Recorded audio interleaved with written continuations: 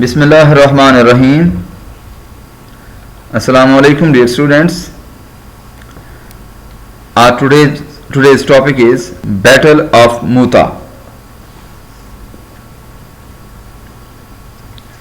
In 7 AH 629 AD, the Prophet sallallahu alaihi wasallam had started sending messages to various non-Muslim rulers within and around Arabian Peninsula, inviting them towards the fold of Islam.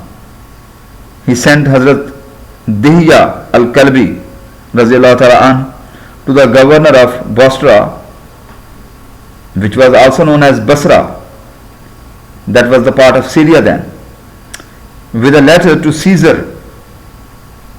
Caesar was known as Heraclius, the Roman king, but it was unanswered. The Prophet ﷺ then dispatched Hazrat Haris bin Umair al-Azdi, with a peaceful invitation of Islam to the Romans. But Hazrat Haris bin Umair al-Azdi was killed by Shurahbil bin Amr al-Ghassani. Shurahbil bin Amr al-Ghassani, the governor of Balqa, who was an ally of Caesar.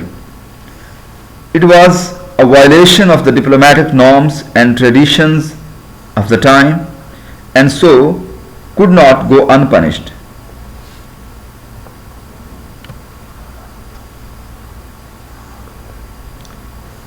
The Prophet ﷺ quickly raised an army of 3,000 men under Hazrat Zayd bin Haris.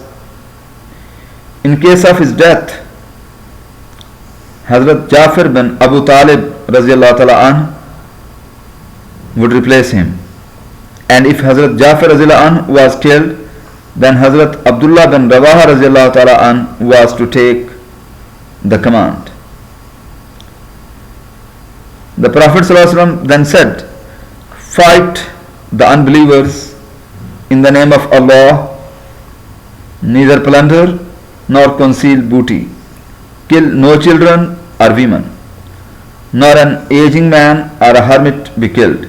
Moreover, neither trees should be cut down nor homes demolished." The Prophet ﷺ accompanied the army till it reached the valley of Sania, and sight off with supplication. The Romans had prepared an army of around 100,000 that included many northern Arab tribes allied to them. Muslim army reached Muta and the battle began in September 629 AD. September 629 AD, 8 AH, 8th year after Hijrah. Hazrat Zayd radiallahu ta'ala anhu was killed fighting boldly, and Hazrat Jafar radiallahu ta'ala anhu bin Abu Talib took the command but lost his hands and held the banner with his arms till he too was killed. He was now called Jafar Tayyar, the flying Jafar, or Jafar with two wings, because Allah had awarded him two wings to fly wherever he desired in the paradise.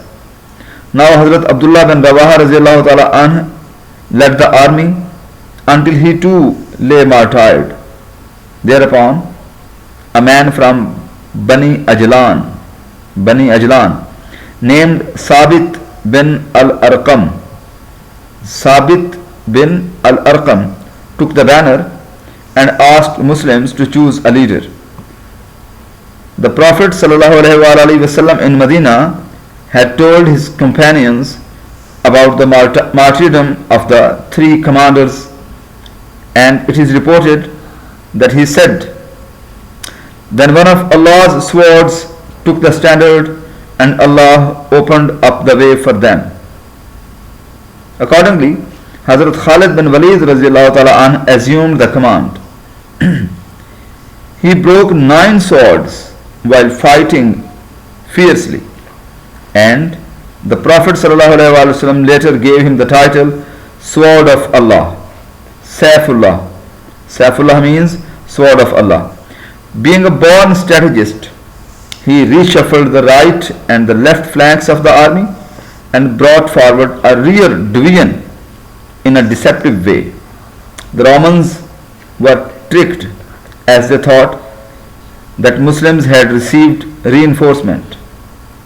The Muslims fought randomly but continued to withdraw in a clever way. This strategy proved successful, and the Romans, in a confusion, stopped fighting against Muslims. Finally, Hazrat Khalid bin Walid Razila Anh brought his army back to Medina.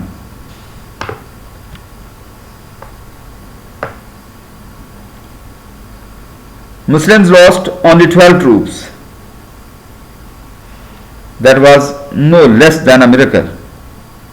Because dear students, only 3,000 Muslim army was fighting against 100,000 Roman soldiers.